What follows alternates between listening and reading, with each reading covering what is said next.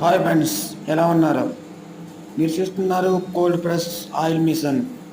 Friends, ఈ మిషన్లో 20 కేజీల వరకు వివిధ రకములైన పొద్దుతిరుగుడు, ఆవాలు మరియు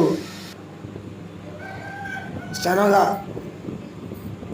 గింజలు పట్టును కూడా పట్టవచ్చు.